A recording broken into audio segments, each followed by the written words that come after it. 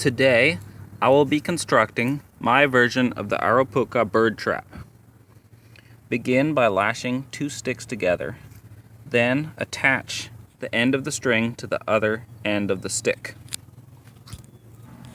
Attach another piece of string to the middle of the first one with a sheet bend, and then attach that to the other end of the second stick. Continue the construction as you would with the square version.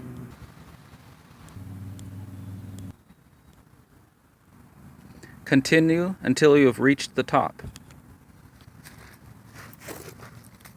Because of its triangular shape, it is more stable and tends to last longer than the square version. The trap can further be reinforced by weaving string in between the sticks and string, as I have done here. This only takes about a minute. To make the trigger, cut a 7 notch in a stick.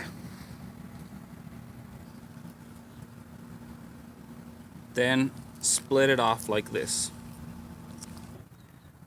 Take a stick that reaches to the end of the trap and attach it to where it splits.